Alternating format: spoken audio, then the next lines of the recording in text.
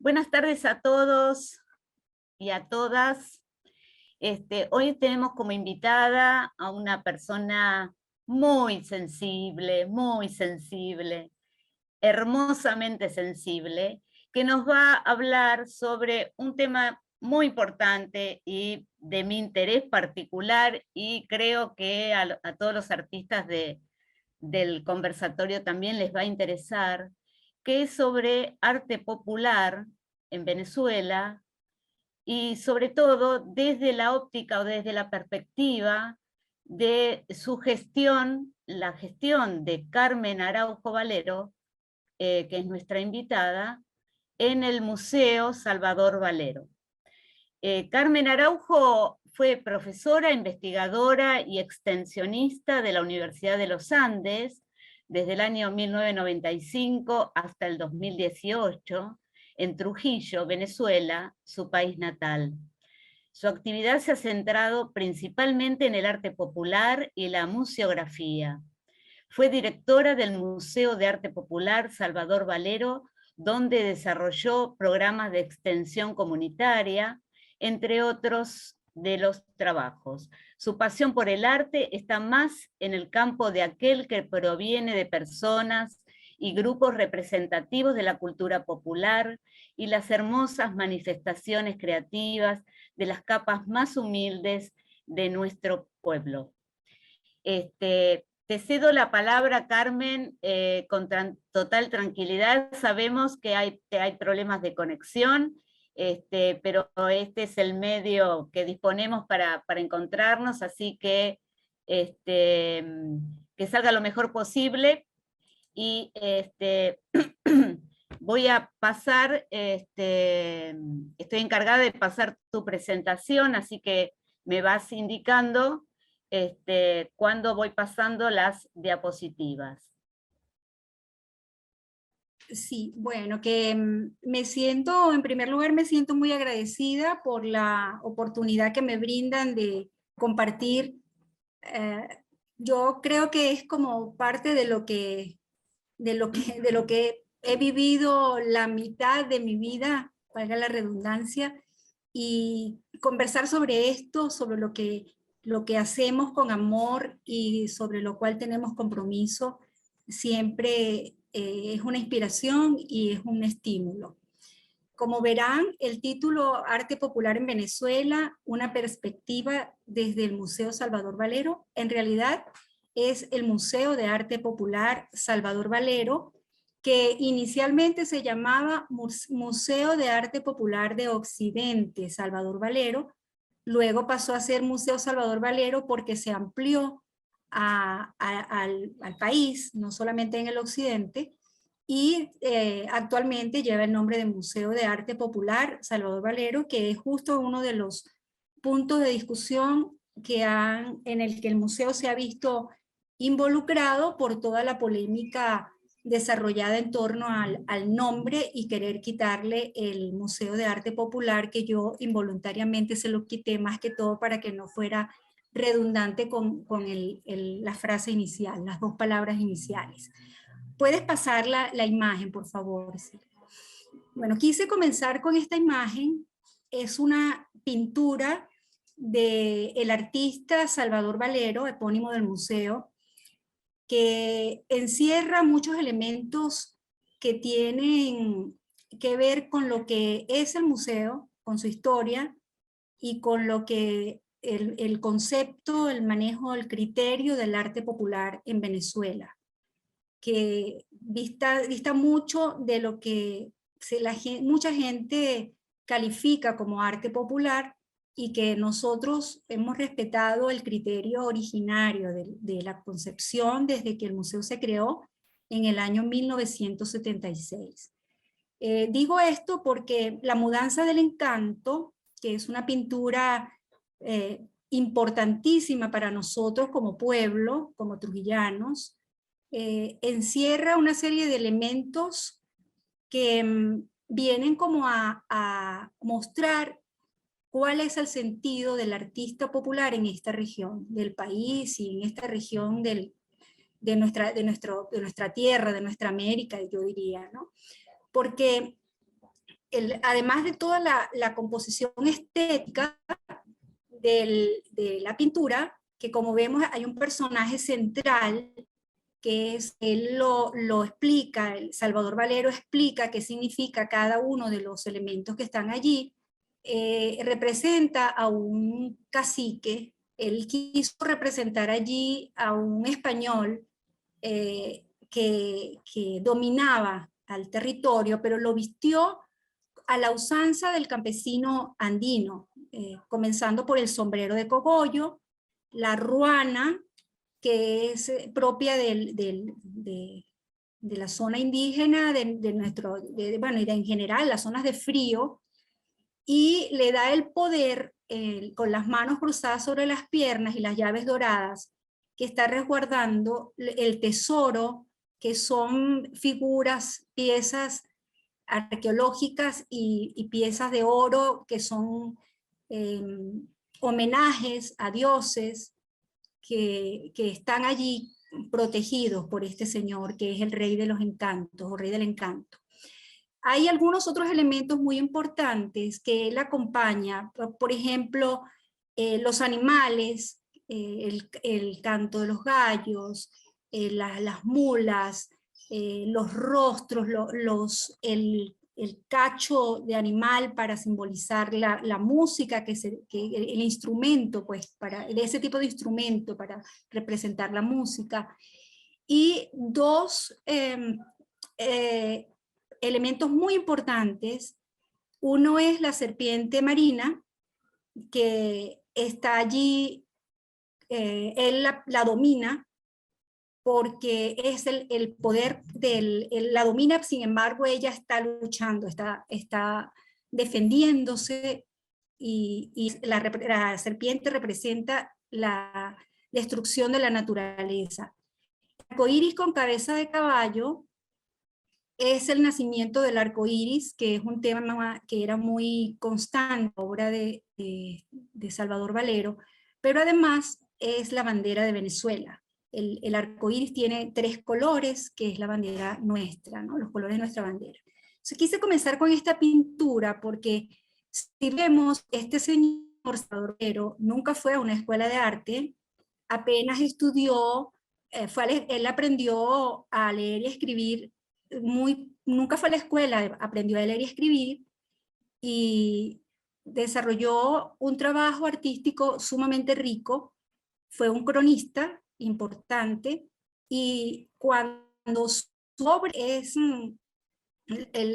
la descubre, digamos, surge el propósito de crear un museo que estuviera destinado a mostrar, investigar y preservar este tipo de trabajos que provenían de personas que no habían estudiado arte y que tenían la enorme capacidad de reunir toda esa simbología y todos esos elementos de la tradición, de la oralidad, de la historia, y mostrarlos de esta manera. Por eso quise comenzar con esto. Por favor, Silvia. Bueno, acá está la creación del Museo de Arte Popular, justamente como lo había dicho. Esta es una frase de Carlos Contramaestre. Carlos Contramaestre fue un artista, formó parte del movimiento venezolano llamado Los Disidentes, estudió en Europa y regresó a Venezuela con todo un deseo de cambiar todo lo que era el concepto dominante del arte en el país, y de hecho él hizo de su producción más relevante algo que se llama Homenaje a la Necrofilia, donde exhibía vísceras de animales las exhibió en museos, y como si fueran piezas artísticas que tenían toda una connotación política, un tema de trasfondo de protesta por la situación reinante en el país. Este señor era médico y también poeta, y bueno, él como médico fue enviado vivía en Caracas, en la capital, y fue enviado a esta zona del país a trabajar su residencia como médico, y caminando por las calles de la ciudad encuentra a Salvador Valero, que es este señor que pinta esta otra obra que se llama La Mojana, que es una, digamos, una vidente o una bruja o chamana que está haciendo en este caso un trabajo de amor y desamor. Yo he hecho algún estudio sobre la simbología de la obra esta, que es una mujer ruda, tosca, que tiene las facciones propias de la gente de esta zona, y es morena, y bueno, todo lo que la representación del murciélago, el sapo, las figuras que están atrás y todo lo que allí está representado. Pero Carlos Contramaestre es una figura central, porque él entra en contacto con 4 artistas. Uno de ellos es Salvador Valero, pintor y fotógrafo, también escritor, cronista, poeta, hizo cosas maravillosas, y también una pintora llamada Josefa Zulbarán, que no incluí ninguna imagen de su pintura, pero ella era una señora que vivía en el campo y él le regaló los primeros óleos para que ella pintara. Ubicó también a un escultor que hacía unas piezas deformes muy interesantes, grandes, de figuras humanas, sobre todo mujeres, y las exhibía en la entrada de la puerta de su tienda en el mercado municipal.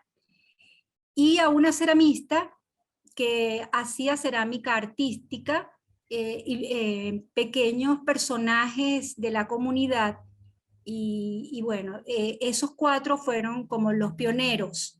Digamos que la presencia de Carlos Contramaestre marcó el nacimiento en el país, no solamente por lo que hizo en Trujillo, sino porque también lo hizo en otros estados, la valoración de ese arte, el otro arte, ¿no?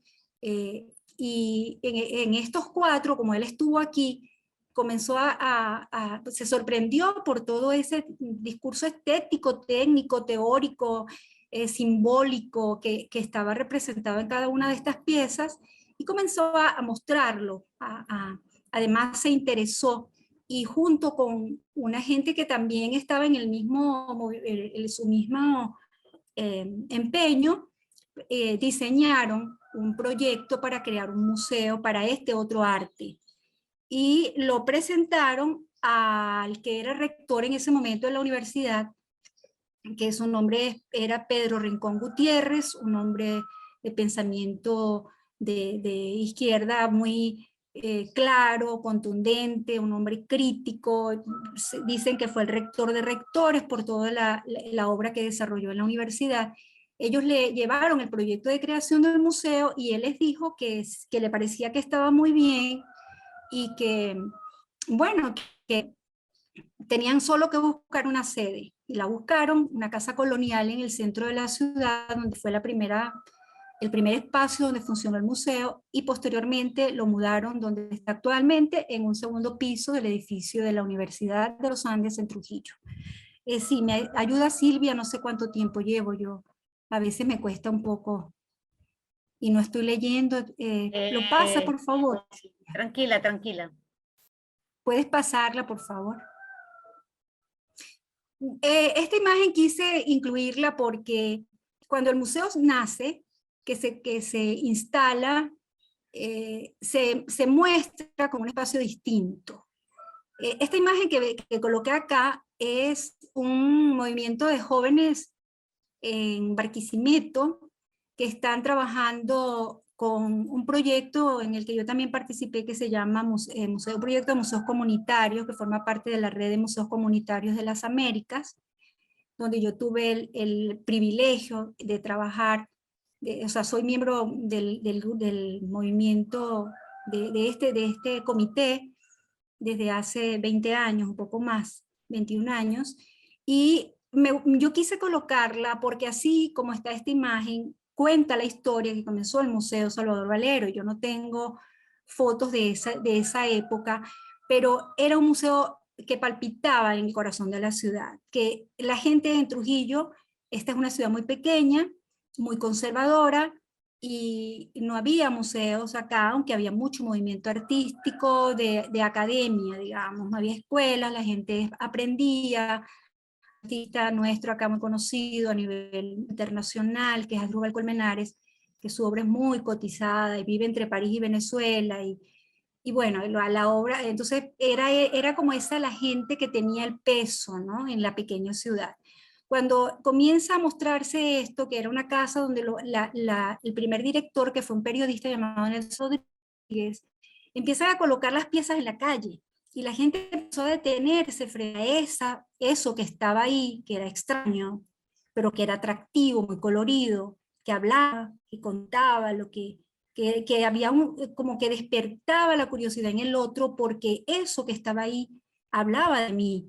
La gente empezó a verse en eso que estaba ahí, empezó a entrar al museo, y el museo se empezó a llenar de gente, y empezaron a nacer, no, empezaron como a despertar y nuevos artistas. Entonces ya no eran estos cuatro, sino que vinieron otros artistas. Y ese director del museo, el museo ha tenido, tuve 3 directores. El primero fue Nelson Rodríguez, luego vino Francisco Prada, y luego estuve yo, ahora esta otra persona. Este señor Nelson, él salió a los campos a buscar artistas y encontró muchos y les compró obras y formó la colección en los años que tiene importante del país, es popular, y yo me atrevería a decir que sin ánimos de ser presumida, que es en su ámbito la colección más importante que pueda existir perdónenme, desde la concepción de lo que se hace, de lo que allí hay en estos lados del universo. ¿Puedes pasar la imagen, por favor, Silvia? Bien, acá esta es una obra de Salvador. La coloqué solo para acompañar el texto, sin embargo, hace alusión a Natividad, que es el amor imaginario de Salvador Valero, que la pintó en todas sus obras, sus pinturas, y él hacía las mujeres así como clavadas en el piso, y con esos contornos negros, las líneas negras muy fuertes, y bueno, esa era su amada, que él cuenta en la autobiografía que la vio sentada en el banco de la plaza y no la volvió a ver nunca más, pero ella aparece en todas sus obras. El museo fue fundado el 19 de noviembre de 1976 y tuvo a lo largo de toda su historia hasta hace unos 10 años 2 eventos muy importantes que marcan y definen la permanencia del objetivo del museo, que son la Bienal Salvador Valero de Arte Popular y la Muestra de Plástica Trujillana, que se hacían de forma bienal también, un año la Bienal y un año la Muestra de Plástica. Las particularidades de estos eventos es que el museo tuvo desde su origen el criterio de la no exclusión, ni preselección, ni selecciones, pero sí había premiaciones para esta bienal. Eso significaba que todas las personas, artistas que quisieran enviar sus obras, todas las obras eran expuestas, y en la última bienal expusimos 1.200 obras procedentes de todos los lugares del país. Sin espacio, acondicionamos oficinas del edificio de la universidad, pasillos, estacionamiento, llenamos todo de arte y fue una experiencia muy rica, sobre todo porque de los pequeños rayones que podían parecer, como muchos los llamaron, basura, pudimos reconocer un potencial creativo en gente que no conocíamos, que venía de lugares muy remotos de esta tierra, y gente de acá mismo que estaba mostrando en ese espacio lo que estaba haciendo, y que para nosotros, como museo, para el museo, tenía mucha importancia. La muestra de plástica trujillana era un evento que no tenía el término popular y que se abría a todos los artistas, y de esa manera el museo se abría para todos, aún los académicos. Y también era pues el carácter democrático y pluralista que lo ha caracterizado. Entonces, bueno, acá hay un pequeño texto donde dice cuáles son como qué es lo que se busca con el quehacer del museo.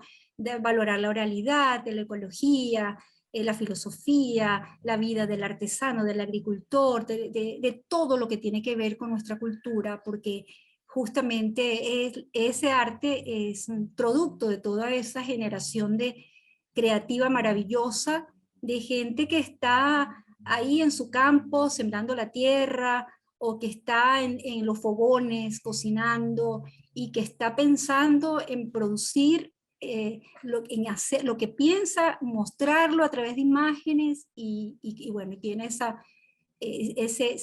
han atrevido a hacerlo y a mostrarlo además, y el museo maravillosamente le abrió sus puertas y lo mostró como arte. Silvia. Esta fotografía la coloqué porque me parece importante que comunicarles, compartir con ustedes el tema educativo, que ha sido fundamental en toda la historia del museo. La vinculación del museo con comunidades y con el ámbito escolar en todos los niveles. Por ejemplo, este fue un trabajo en una comunidad de barrio, de una zona de riesgo, digamos, donde los niños están en un ambiente con muchos peligros. Y llevar a esos niños, compartir con esos niños, llevarlos.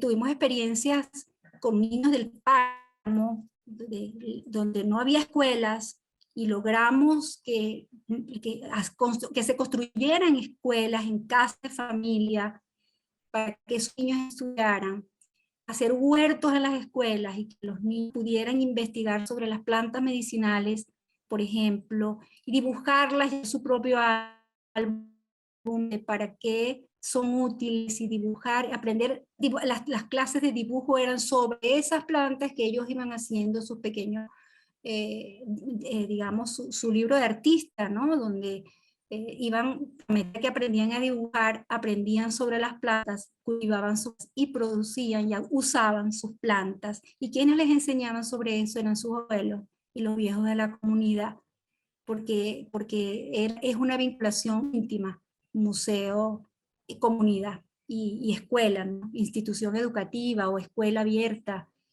Silvia. Bueno, esta señora es Omira Lugo.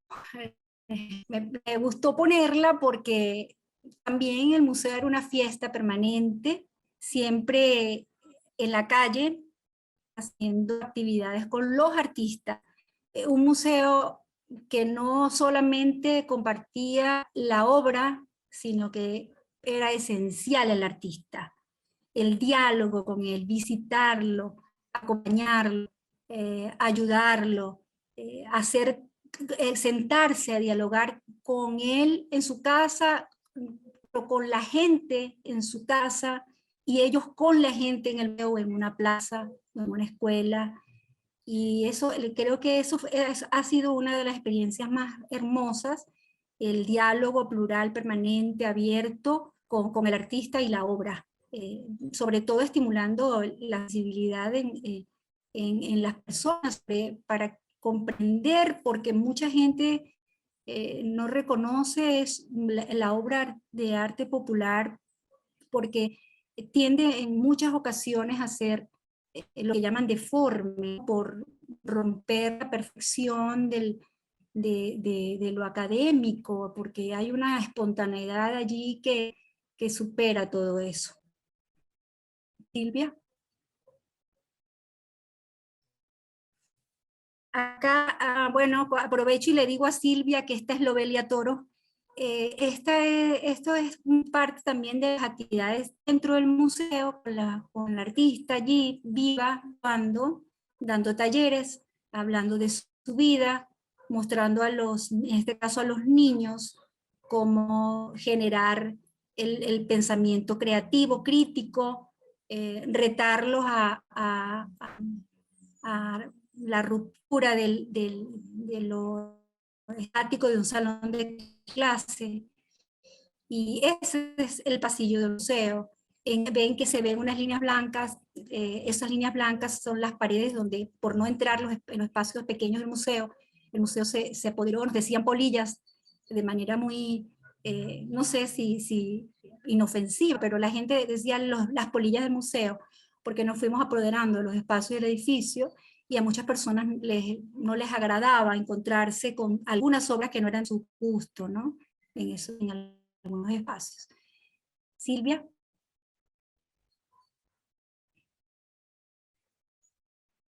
Bueno, no sé, acá no tengo, ¿cómo se llama? Imagen, pensé que había colocado ahí algo, pero bueno, hay un texto sobre las culturas populares, de cómo dentro de todo lo que es el mundo actual, que todo el bombardeo publicitario, de toda la discriminación y la marginación a los artistas de esta naturaleza, digamos, el museo ha sido, yo lo llamo una trinchera de resistencia, donde por muchos años ha tenido que luchar, porque curiosamente es un museo que fue instalado y fundado por una universidad, pero es una universidad que lo ha negado. Perdónenme la anécdota, pero yo estudié en esa universidad, estudié arte en esa universidad, en otra ciudad, no aquí, en la sede principal de la universidad que está en Mérida, y nunca escuché hablar de arte popular, y nunca supe del Museo Salvador Valero. Después de mucho tiempo, cuando ingresé a dar clase en la universidad, llegué por primera vez a ese edificio y estaba instalada la Bienal Salvador Valero. Y me llamó la atención y entré, y fue mi primer encuentro con el arte popular. Y me parecía increíble que, siendo de Trujillo, porque yo nací en este estado, estudiando en la Universidad de los Andes, no conocía ese museo, y nunca ningún profesor en la historia del arte que yo estudié, del arte venezolano, mencionaron a ningún artista popular. Y durante el tiempo que yo estuve, luché muchísimo para que estudiantes de arte hicieran sus pasantías en el Museo de Arte Popular Salvador Valero. Fue una batalla campal, que a personas que les permitieron no les aceptaban sus informes de tesis. O sea, es como contradictorio esto, ¿no? Ha sido una lucha después de todo, pero una lucha hermosa, porque ha sido el enfrentamiento de hacer cosas geniales. Voy muy rápido a contar una anécdota. En una bienal, un filósofo que ya falleció, que vivía acá, escribió un artículo en la prensa donde decía algo así como que Carmen Araujo, que se hace decir que es conocedora del arte, ha permitido que en la bienal se exponga basura. Entonces yo instalé en toda la exposición, en todo el edificio, una exposición que se llamó Esta basura es arte. Y la exposición impactó muchísimo, porque además lo acompañamos por textos críticos de los artistas sobre eso que había dicho esa persona. Eso también muestra que ha sido un museo contestatario y que se ha enfrentado a todo el tema de lo que es el arte popular. Existe en Venezuela un museo de arte popular, Bárbaro Rivas, en Petare, que es posterior, más joven, y hace unos 15 años el Ministerio del Poder Popular para la Cultura creó el Museo Nacional de Arte Popular, que fue una gran iniciativa y que desarrolló proyectos muy importantes en su momento. Yo ahora desconozco qué están haciendo, pero compraron colecciones a coleccionistas, valga la redundancia, de arte popular, y con eso constituyeron la primera colección y bueno, tienen una nutrida colección. Existe en Cabimas, que el estado Zulia también hubo un museo de arte popular con el concepto nuestro, digamos, ¿no? No un museo de artesanía, sino un museo de arte popular. Silvia, ¿lo puedes pasar, por favor? Bueno, este es Salvador Valero, un tipo genial, mm, genial, sencillamente. Él murió él fue uno de los defensores del proyecto del museo, murió el año que se fundó y por eso decidieron poner su nombre, no solo por eso, sino por lo que él representaba, pero además ese año había muerto, él murió el 22 de mayo y el museo lo inauguraron el 19 de noviembre, así que del 1976, así que nació en 1903, Salvador. Silvia. Coloqué 2 fotografías porque era un fotógrafo ambulante, Salvador, pero también era muy progresista, digo yo. Esas fotos con sus escenarios y las niñas con sus ropas más nuevas o en mejores condiciones, hizo muchas, pero muchas fotografías. Muchas. Compraba los rollos vencidos que eran más económicos y tenía su propio laboratorio en casa. Hacía fotos de niños muertos, de matrimonios, de mujeres, muchas les digo, más de 1000 fotografías. Las intervenía. Pásala, Silvia, por favor. Esta es una de las fotos intervenidas por él que a mí me gusta mucho, porque él le tomó la foto a una muchacha, le cortó la cabeza, pintó Natividad y le pegó la foto de Natividad, que era su novia imaginaria, e hizo varias composiciones con esto, que bueno, es un artista en efervescencia, ¿no? O sea, la transformación que él hace de esa imagen para convertirla en lo que él necesita, que es darle vida a un amor que tiene, que se llama Natividad, que no existe como tal, pero que él toma un cuerpo ajeno para colocarle el rostro de la mujer que ama.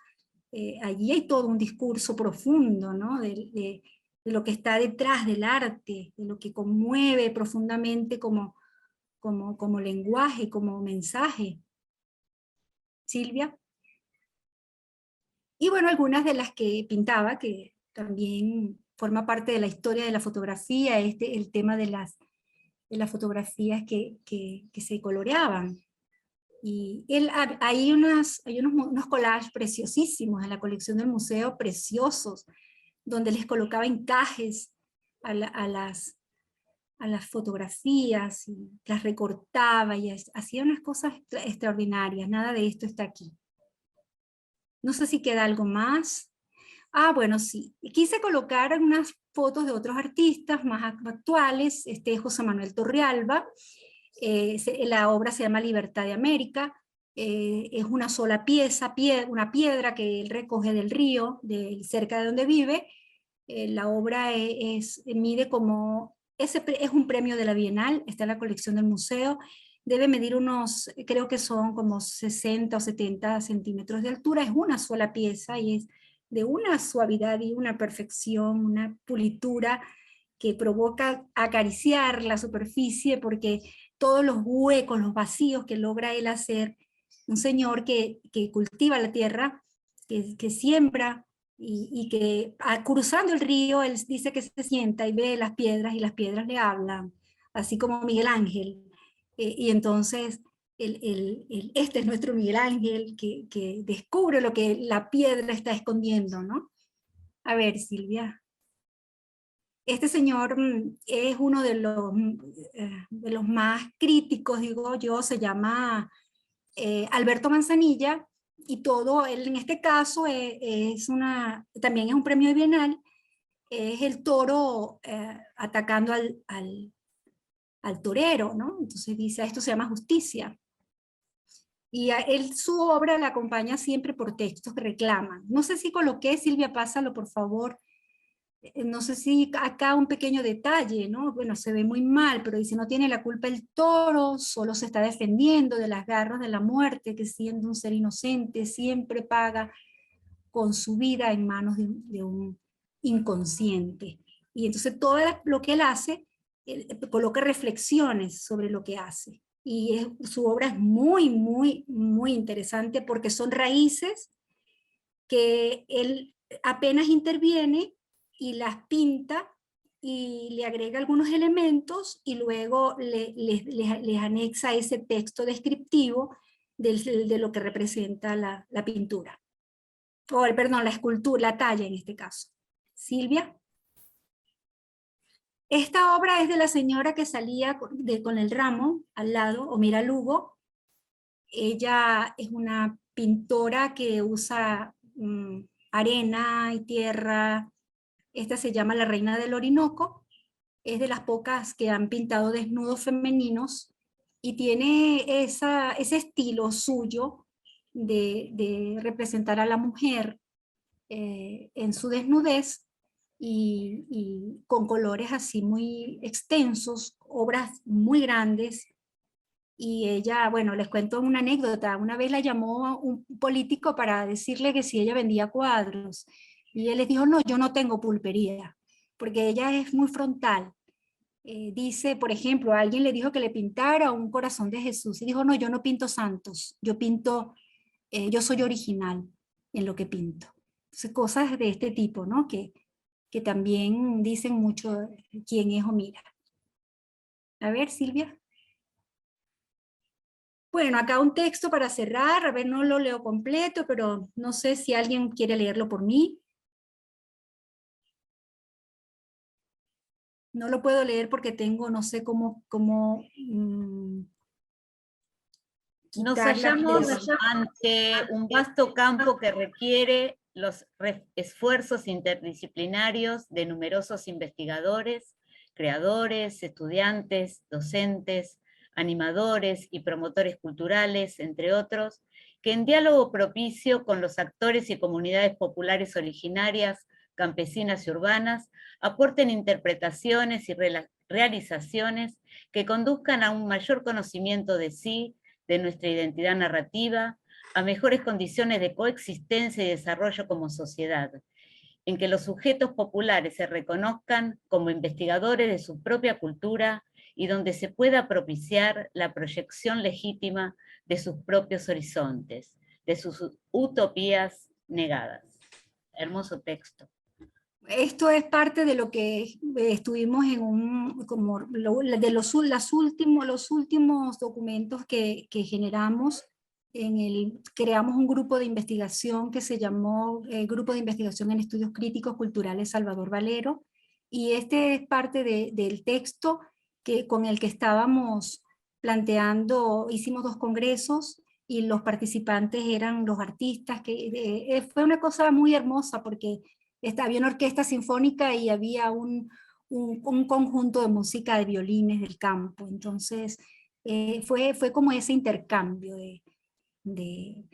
bueno, yo en realidad estas ideas, lo que quise un poco reunir acá, tiene que ver con mi interés en tener una idea muy general de lo que se hace en el museo, de cuál es su esencia, de por qué se fundó, por qué se creó, qué tipo de obras muestra, qué actividades desarrolla, y porque es el mismo criterio que desde el arte popular, que desde arte popular se maneja en el país.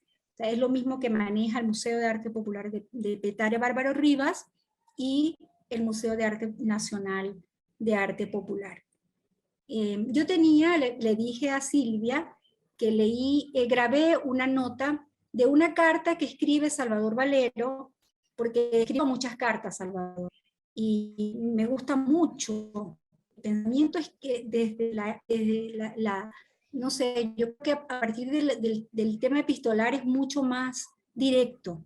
Y él escribe una carta a Carlos Contramaestre, que es el creador del museo y es quien lo promovió a él y a todos. Y me gustaría, Silvia, si compartes el audio, por favor.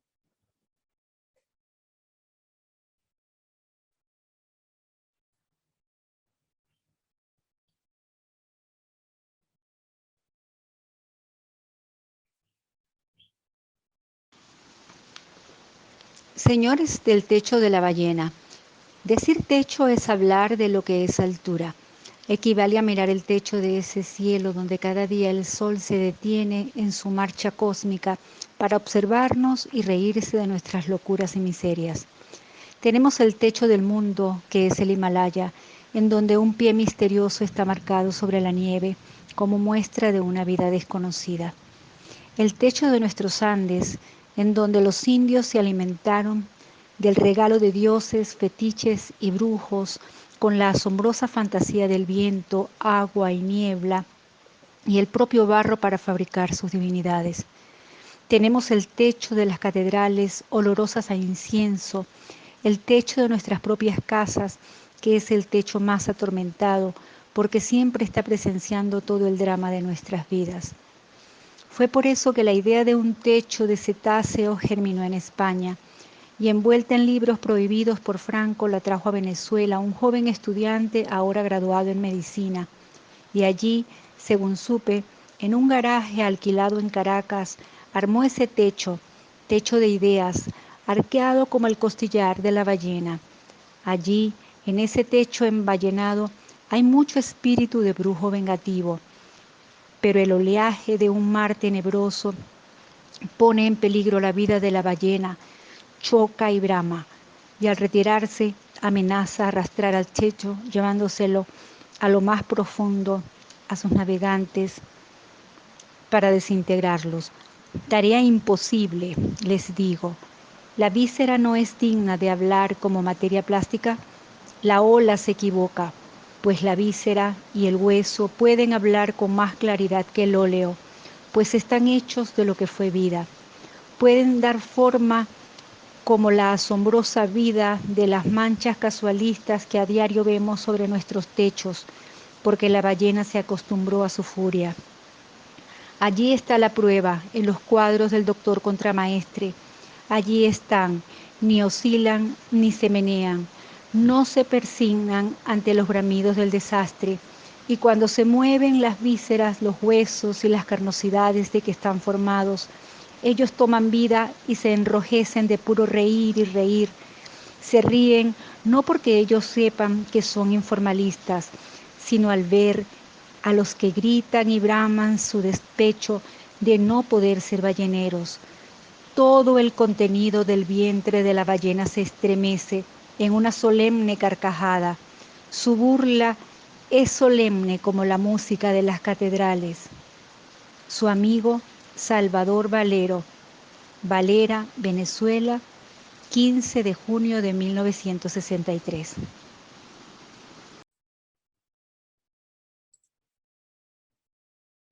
Bueno, eso es todo. Bellísimo.